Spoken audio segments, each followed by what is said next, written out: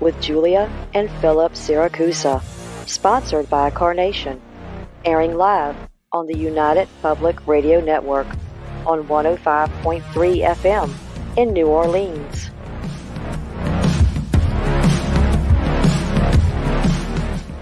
This show's entrance has been edited, produced, and directed by Gwen Clapper from Perfect Trust Productions, LLC. You can find us at perfecttrustproductions.com.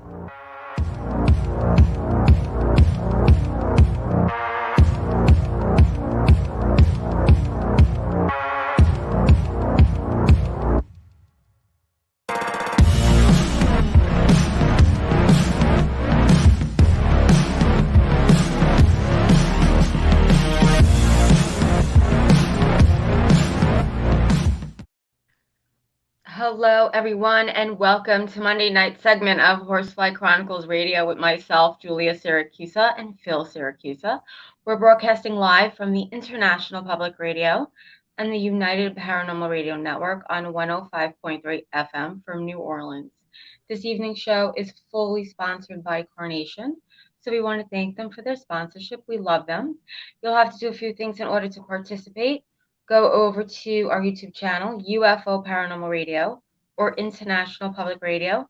You can also go into all of the Facebook stations, UFO Paranormal Radio Network, UFO Undercover with Joe Montaldo, News on the Flip Side, Twitch, SoundCloud, Podbeam, and also go over to our group, Horsefly Chronicles Radio, and get in if you haven't. And if you have any questions for our guests, please ask. So tonight, guys, we have an amazing guest sitting right there. Please welcome Todd Wilcox to the show. Todd has had a lifelong fascination with alternative healing, consciousness expansion, and human potential. His first book, Slipstream Shaman, using quantum healing for individuals, communities, the planet, and beyond, was recently published, and the next two books in the series will be out soon. Todd loves talking about the paranormal and hosts a radio show called My Side of the Universe. Find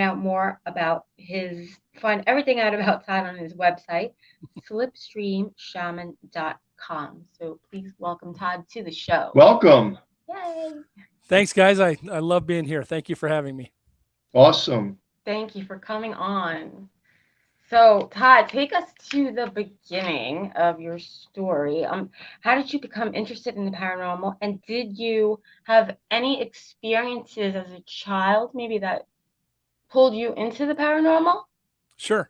So, yeah, I've always been fascinated. I can remember, some of my earliest memories being fascinated by monsters, science fiction monsters, space monsters.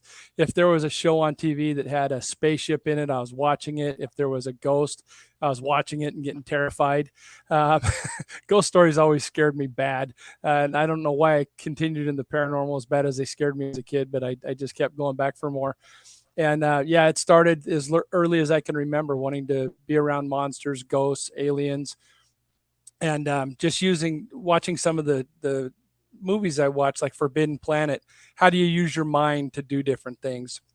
And I guess that's where it all started. I was probably 3, 4, 5, somewhere in that range, and it all started to coalesce. Wow. It's funny how you were afraid. I was afraid too. Do you remember Chiller with the hand back in the 70s? It would come and pull out the letters. That used to creep me out as a child. Really? I don't remember. Well, yeah, it was back in the 70s. young. Chiller. And I remember they would that. pull the letters out, and I'd be scared watching it. All But I right. was intrigued at the same time, getting goosebumps. Oh, yeah. And then what was that? Night Gallery. And every time there was a ghost on that, the curtains would billow into the room. And so, of course, every time the curtains billowed from the breeze, I think the ghost is coming in my room. So yeah, all those things, they got me good for sure. But What's interesting? They got me too. And what's interesting is now, as a paranormal investigator, and living in a haunted house, I kind of believe that watching stuff like that at a young age, believe it or not, is sometimes a trigger object, where the other side knows, they know you're afraid. They know, like an animal knows your instincts if you're afraid and if you have fear of it. That's true. The other side knows as well. So yeah, so take us a little bit further now into your life. Okay. Yeah. What happened next? Sure. As far as this book, it happened. This whole process probably started 15 years ago. I was on a paranormal team, and we did somewhere over 300 investigations. We were very active, and you know how it is when you're in a paranormal group, you meet other paranormal groups and you get to know the people in the industry. And one day I get a call from a lady. She said they're putting together a group that's going to go out and help the worst cases, the people that just can't be helped by anybody else, the hauntings that are too bad for the other groups to help. And I said, yeah, it'd be great. I'd love to do it, but I don't know how we're going to help. And she said, well, we're going to have to figure that out. We'll find some people to help us learn. And one of the people that we brought in was a shaman, and she was teaching us how to use our energy, find our energy, use our energy. And one of my frustrations was she wanted all of our energy to look and behave like hers. So we're working, we're bringing our hands together, feeling our energy. And she's saying that it's going to feel warm. Mine was cold. She's saying it's going to be, I can't remember what color she said, but mine was blue. It's about the color of the shirt I'm wearing. And so, everything she was saying was not working for me, and it was getting really frustrating. And so I kind of disengaged from that training, but I remembered the process and what to do. When I got home, I started practicing it on my own, finding my energy, bringing that. Mine ended up being like a ball. At that time, it was blue, like my shirt, and shaped like a ball. Now it's more of a, if you can picture shining a very bright light through a big diamond, that's what it looks like now. It's like a sparkler almost. It's changed over the years. And as I was practicing that, I would bring my energy together, cover my body in it for protection when I'd go to different places, to help me try to meditate. And most of the time, what meditation was for me was sitting in a chair, breathing deep a few times, trying to clear my mind, and then falling asleep. And I never really got to the meditation part. But what I found was using my energy, I could start to meditate. And as I started practicing more and more, one day, what I call the quantum room appeared for me. And it's just for me, it's just a misty room. Just picture being in a cloud, in a gray cloud. And that's kind of what it looks like. I'm just surrounded by undulating mist. And that's where I do most of my work. I found that I could really meditate there. I could really focus. That was where my guides started coming to me. That was where I developed a warrior group to help people. And it was also where I developed a love group to help them after the warrior group got done. So all of this started, it's been self-taught.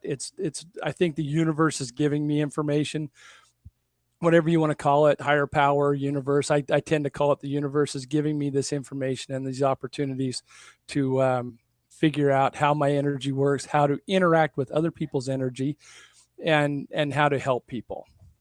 And while I was doing this, I found that quantum room, and I kept meditating about my purpose. And I was searching for my purpose for years. And I thought once I knew what my purpose was, everything was going to be great. The clouds would open up, the angels would start singing, the sun shining on me. I'd get promotions and have a great life. And that really wasn't the case. When I found out my purpose, it was something very simple. It was just 2 words: to help.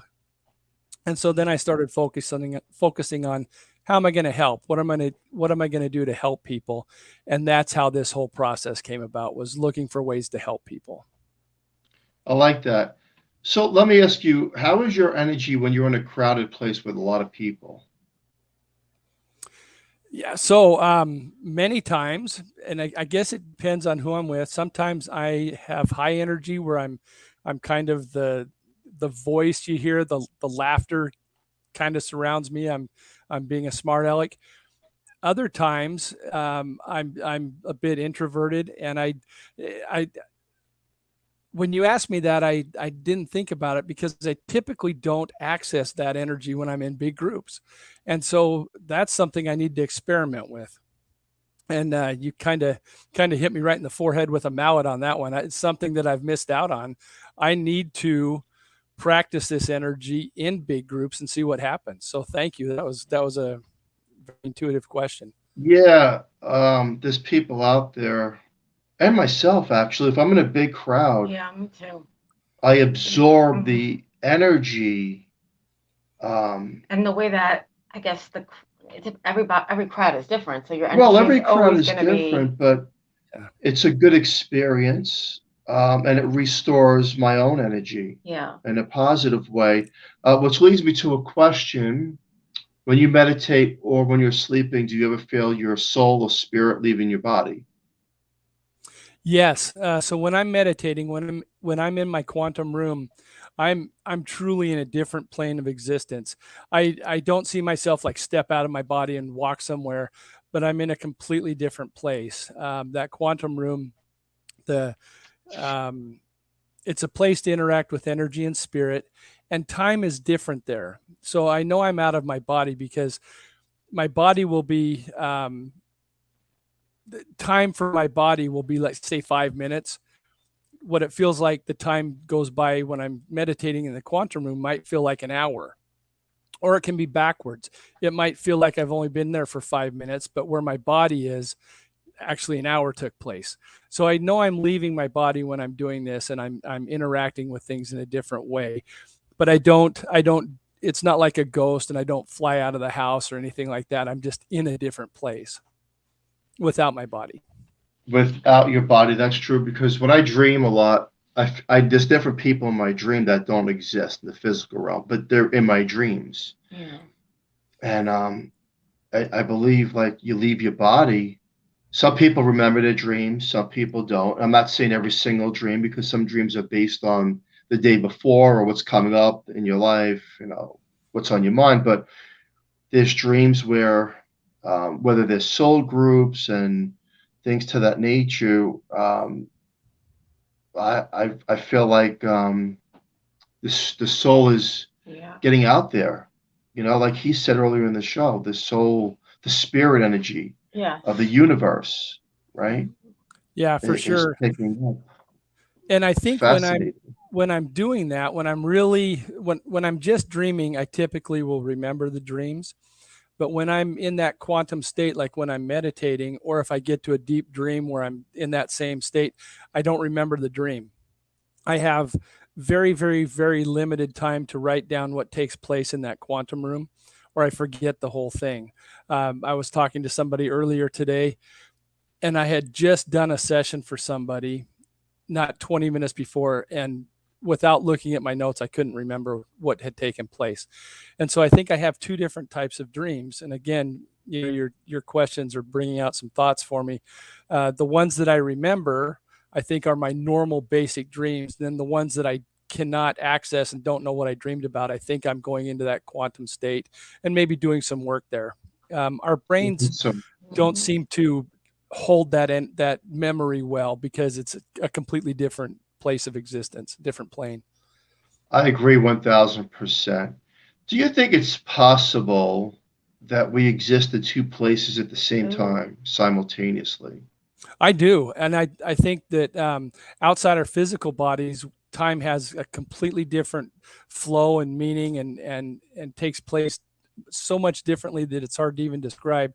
But yeah, I think that's more what reincarnation is, not necessarily work through this life, die, go to the next life, die, go to the next life, die. I kind of think they're all happening at once. And all many of the, or maybe not all of them, but a lot of the lives that we're going to live are happening at the same time, with our higher self living in different places and learning different things. So I do think that's going on, and we're in two places, or three, or 10, or 20 at the same time. All right, I need to harp on that for a second because I've heard this before and it blows my mind. So, past, present, and future is running at the same time? And truly interconnected and twisted around, and it's in the book I talk about retrocausality. You can do things now that change the way things were perceived, which changes the energy in the past to have a different result now from it.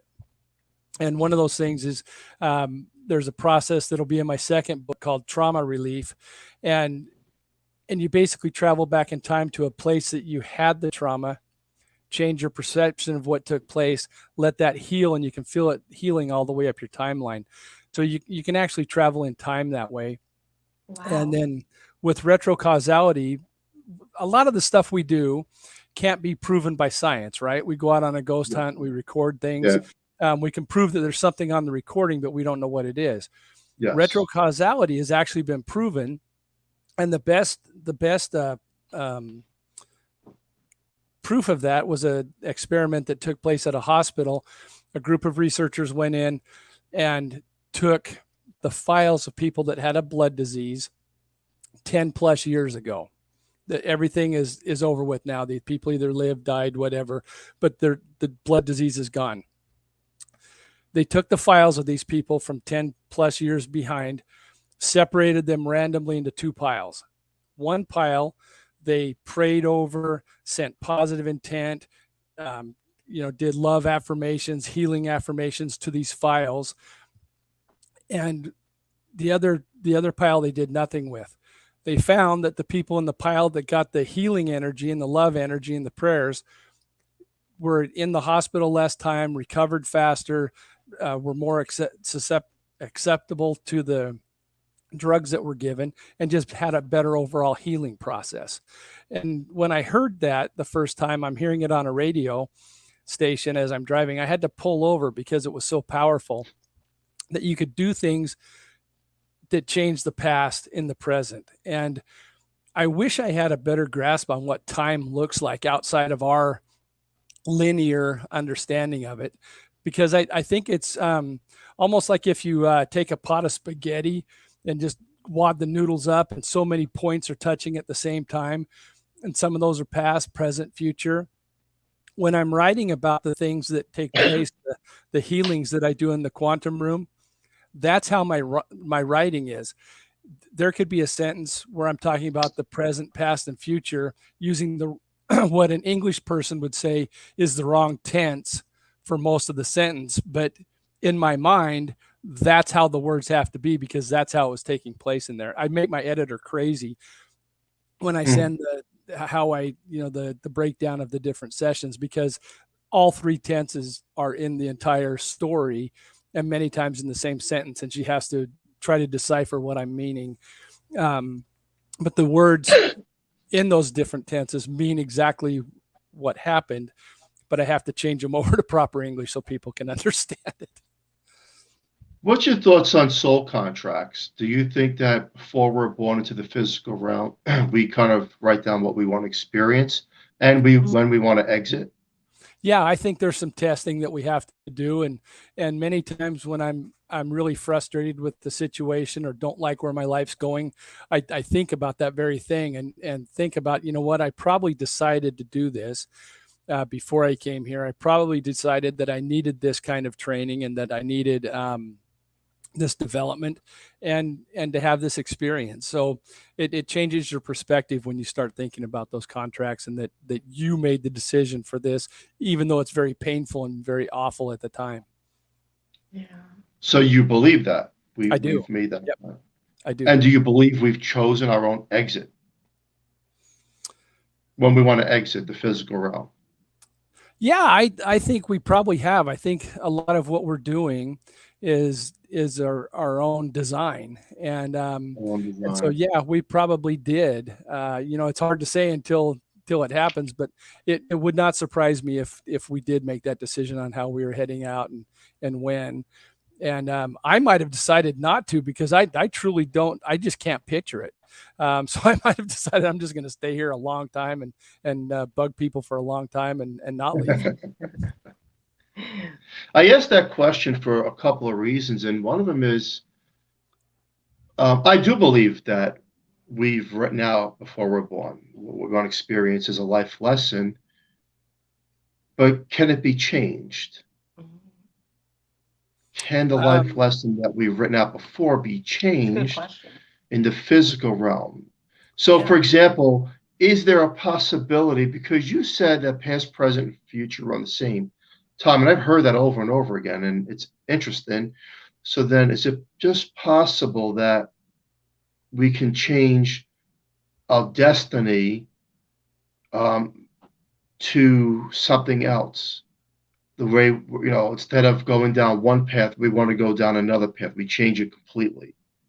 Yeah, I think that's possible, and I think that might be why reincarnation happens, and I believe that we're doing a bunch of different lives at the same time, and so maybe that's what's going on, is and maybe they're all me in different, different, I'm the same person, but because of the different choices that I made in those other realities, I'm getting different effects, and so maybe that's what we're doing is changing it to see the differences through the multiple places that we're inhabiting at once. I hope you understood that because it hurt my head to say it. Yeah, I do. It's fascinating to me. It's a mind blower, and that leads me to a question: your thoughts on aliens and UFOs? I absolutely believe that there are aliens and UFOs. I've got numerous friends that have been abducted, and I have a radio show that I do, and for years I was being a smart aleck on that, saying that I can't wait until the aliens try to abduct me. I'm going to commandeer their ship and go wherever I want. And made a joke about that. And many of my guests said, "Todd, don't do that. Don't make fun of this. You're doing the wrong thing." Dr. David Jacobs, who has done a lot of hypnosis with people that have been abducted. He got scared for my safety when I was saying that and told me to stop Really? doing those kind of things. Yeah, and other people have too. People that have been abducted say don't mess with this. And then one night I'm staying in a motel, and I love those little L-shaped motels on the side of the road. They don't make them anymore, but they're all from the 40s and 50s, and I'm staying in one of those, and behind this motel is a empty field that has a bunch of garbage in it. There was a broken down school bus. There was some abandoned vehicles, washing machines, all kinds of stuff that's just been thrown back there. I remember looking out the back window of it. Sometime in the middle of the night, I woke up and that whole back wall was gone. It was just open, and things started walking through that opening, and there was different size gray aliens. There was one of the Wow. ones that we call a mantis, a very tall insect like thing. There was a Scandinavian looking one of the tall blonde people. A little blob was moving around. There was about 8 of them that came in, and they made me stand up, and they kind of surrounded me, and they made it very clear that I was not funny, and that that I would not be able to take over their ship, and that I needed to stop saying that because it was they didn't like being made fun of that way. And they went on to just make it clear that if I kept that up, it was going to be problematic for me. And they said, and you need to learn a lesson. And I was sick for the next 3 days, just physically ill, the worst flu I ever had. I kept thinking maybe I even had like radiation poisoning or something, but they made it clear that it was not a funny thing to do. So yes, based on friends who have been abducted, based on people that I have interviewed, and then my own experience, I do believe that there are aliens and that there are ships, and but I also believe that most of the things we see are our own. But there are many things out there that we haven't found yet. What do you think about what are they called? The pixels? What are they? The little they look like little aliens. We've thought that we've seen a few of them actually in our house. Okay, What are they like called? Pixels. What are they called? Pixels. Right? I don't know what a The little things we were talking about today. I don't know what a gnome. Yes, something like A that. gnome? little tiny, like a That's not gremlin, something like that. Yes. Yeah, Yeah, but that's yeah. yeah. I haven't seen those, but I've talked to many people in the Shoshone Nation who have, and also a gentleman from Ireland who sees them, and they're the ones in Ireland are very dangerous. He doesn't mess with them. He's terrified of them. And this is a guy that has gone into the most haunted places in the world, and he's very nervous about those little creatures. And I can't remember what he calls them, but yeah, very dangerous. The Shoshones they don't like them much either. They've been trouble. That's what I've been reading today. That they're actually, I mean, there's been stories that they actually kidnap children. I mean, I don't know how true that is or if it's true, but it's definitely crazy to think about. It is. There's so many things out there. That's just they would kidnap kids just for fun, just for no reason, just to talk. Like, I don't know. That's what I was reading. Yeah, it's terrifying. Yeah, I don't know about the kidnapping part, but they certainly could. The guy from Ireland, his name's Barry Fitzgerald. He says they're not things to mess with. They are things to watch for, and people disappear from them. So not just children, but adults as well. Oh, okay. Disappear from them. Yes. Yeah, they take them away. So how is that possible? I don't know. I don't know if 20 of them grab them and run off with them, or if they take them through some kind of portal or what. But there's a lot of lore about the little people over there and how dangerous they are. Okay. Really? Huh. Yeah. Well, that's what. Yeah. They're mean. Well, I didn't know they take people away. Well, that's such a good place.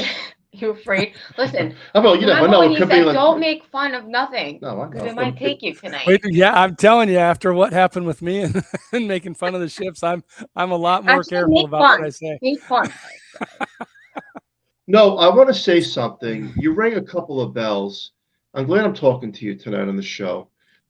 So I've had my encounters with aliens, and I wasn't abducted and pulled into a spaceship, but I went through something at 14 years old that I want to say that rings true to what you said. In Staten Island, New York, I was stopped in the middle of the street. There was like 100 kids outside playing football, baseball, nice, beautiful summer day.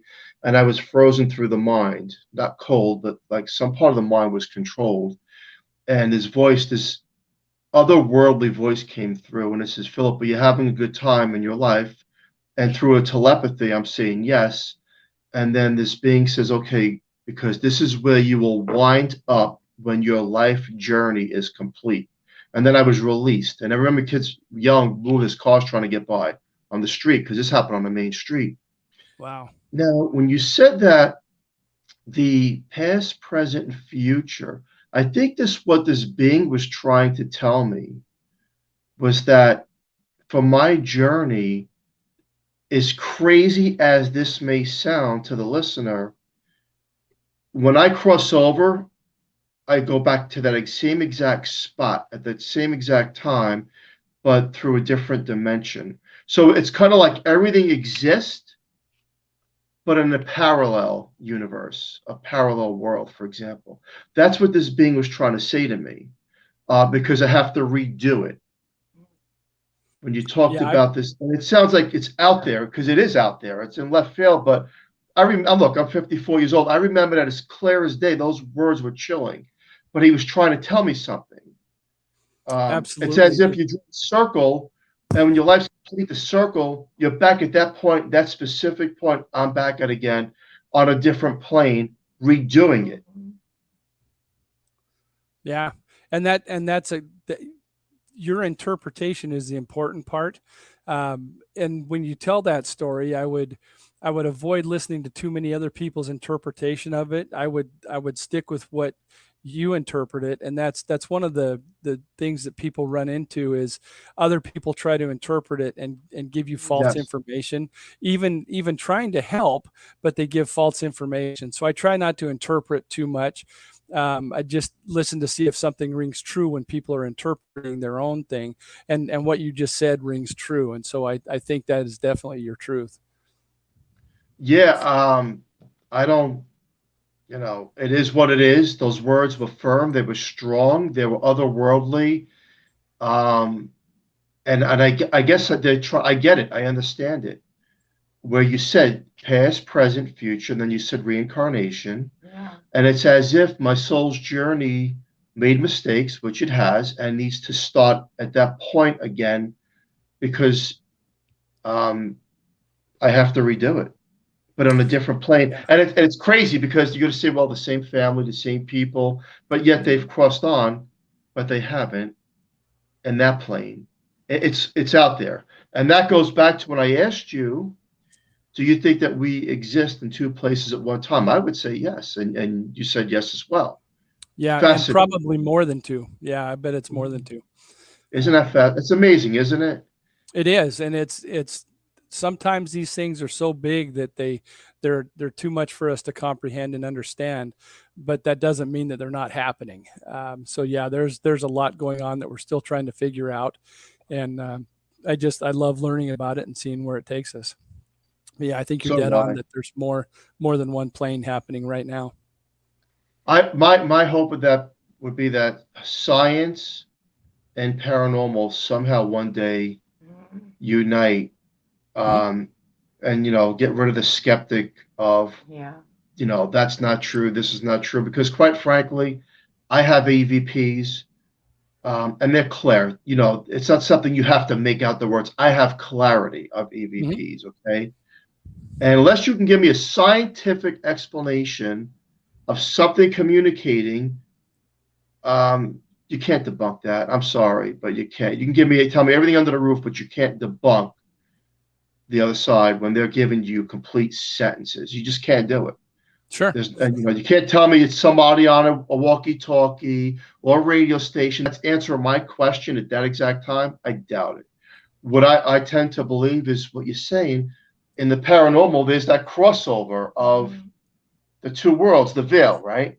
Yes. Somehow they're interconnecting on our side as what we're internet connecting with their side. Yeah. Sometimes, we used to joke about not necessarily that these things were ghosts, but maybe they were just people on another plane of existence, another Ah, dimension. And the ah, veil was thin there so that we could yes. communicate.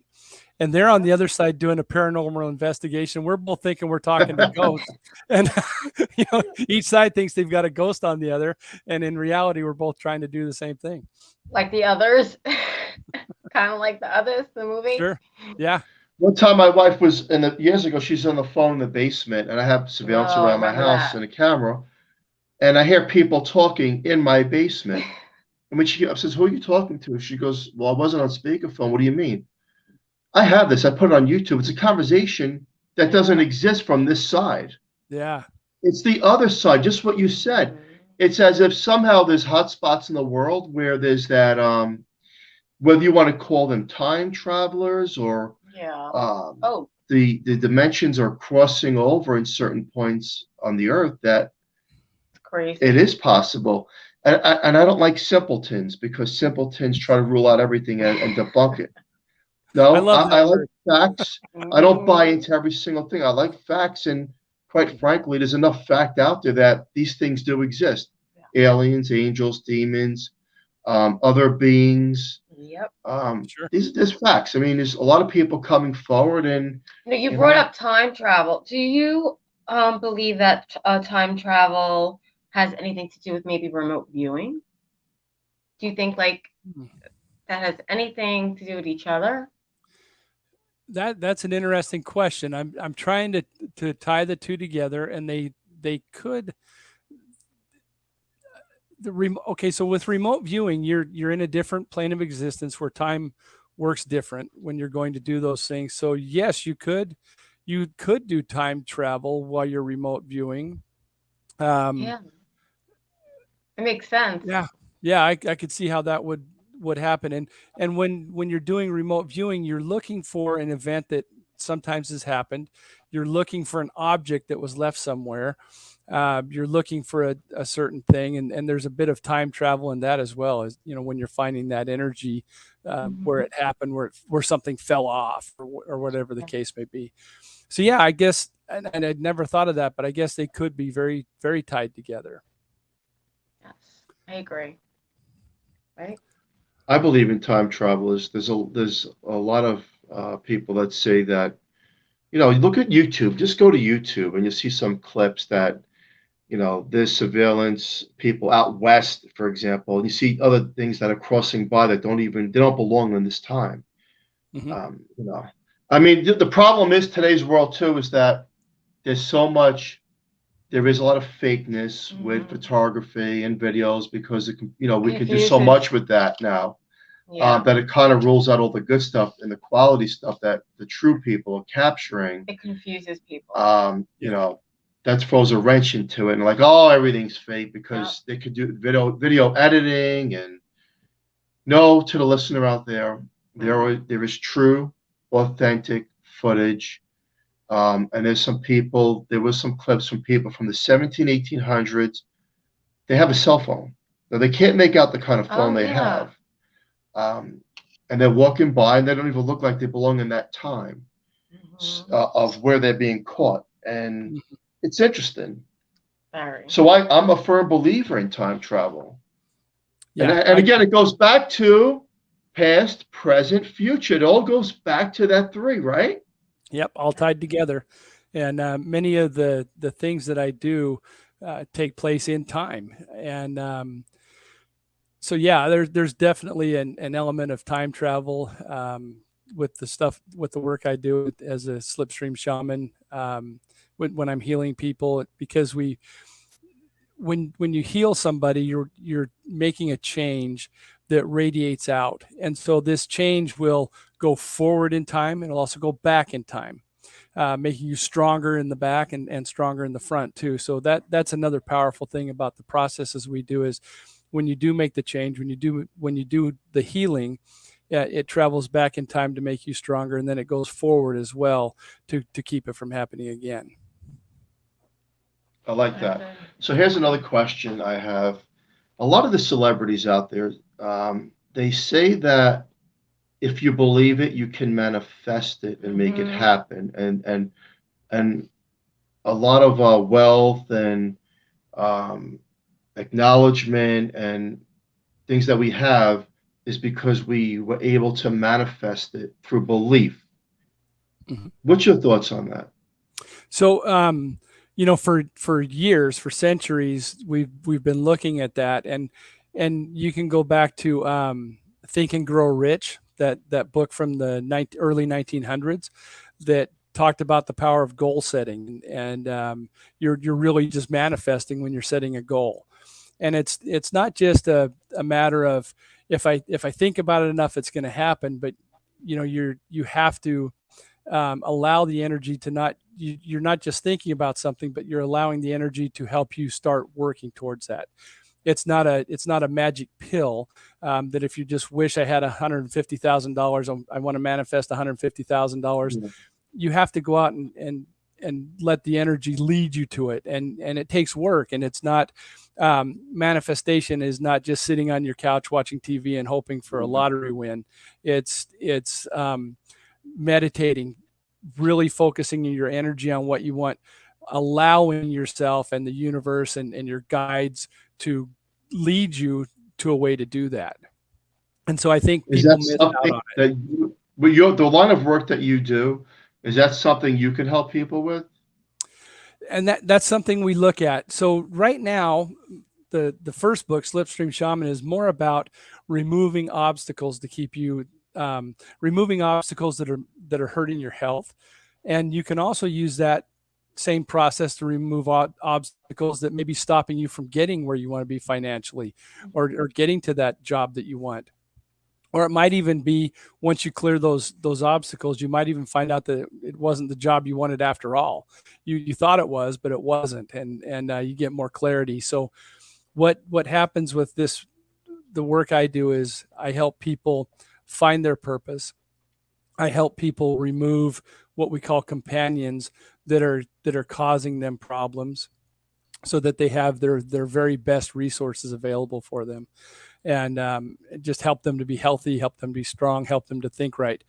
One of the things I do want to work on is helping people move forward with their businesses and wealth and those kind of things. There's people that I know that have these great ideas.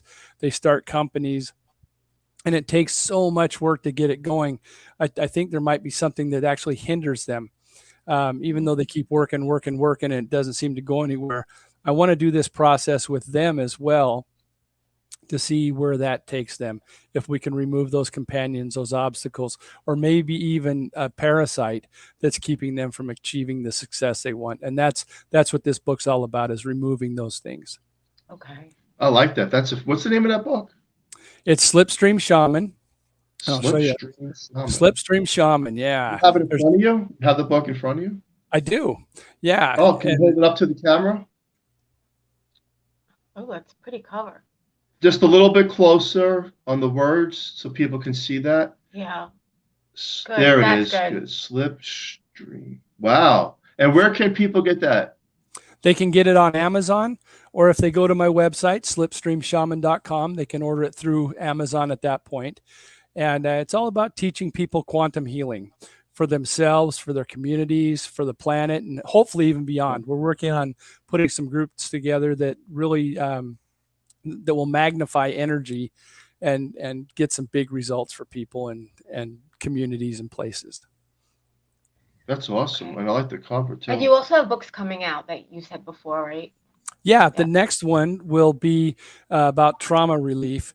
And that one was inspired by my sister talked to me about, she works with a lot of firemen and police officers, and they all have this cloud over them. They see so many horrible things every day, and it sticks to them.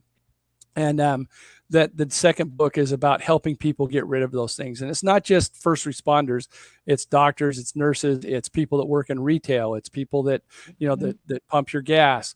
It's everybody runs into stuff that just kind of sticks to them and creates a cloud around them, kind of like that mess, with Pigpen on Charlie Brown. And it's about releasing that and having a better, cleaner, happier life, and not dwelling on those things that have hurt us in the past. One of the things I realize, and after speaking again to so many guests for so many years, is I believe, and I'm a believer in this as well, that the soul may not want to be in the place that it's in, which means if you're born in a certain area and the spirit of you is feeling blocked in, and it says, and you feel like you want to live like down south or out west, follow that energy where the soul wants to go, because I believe strongly, and from listening to so many people, that then they prosper and they grow and they get out of that that negative spot that they've been trapped in. And it's not easy to do, of course, just to get up and go, but it's becoming a thing all over social media, and people getting happier in one sense, because they're like, I moved far away, I live here, and I've never been so happy. And I believe that the soul's energy wants to be a certain place, and it may not be where you were born and raised or where you currently live, and that's why you're not growing. Sure. And I see that all the time, and it's happened with me. I had when I was younger, I had this very, very, very strong draw to a desert area and needed to be in that energy. Currently, I've been drawn very hard to the ocean, and I needed to be by the ocean. And so, yeah, I think you're right. And it could change throughout your life, like it has with me. And it might stay the same. Maybe your soul or spirit, whatever it is, needs the energy right where they grew up. And I see that too. But yeah, for me, I'm a little bit of a wanderer, and different energies call to me to prep me for what's next. So I think there's something very, very strong with that. I think you're dead on. Yeah, because you think about it, we're all energy, and souls might be attracted to water, or just flat land, or where the sun is always shining.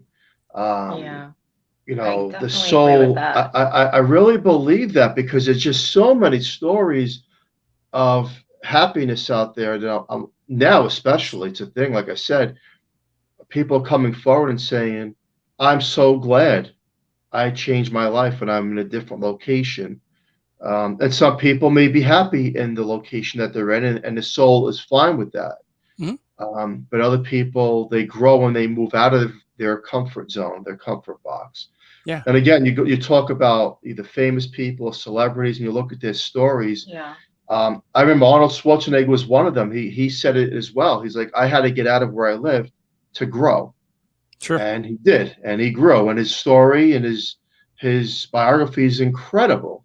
Yes. Incredible resume. So it rings true to get out of the comfort zone and listen to this inner self, Yeah. right? Because Right. the inner self is who you truly are, not the physical and the mind. The mind can be deceiving and play tricks, and you may never grow. Sure. So you have to really listen to the spirit part of you. And I'm glad you have those books out, and you're coming out with another one.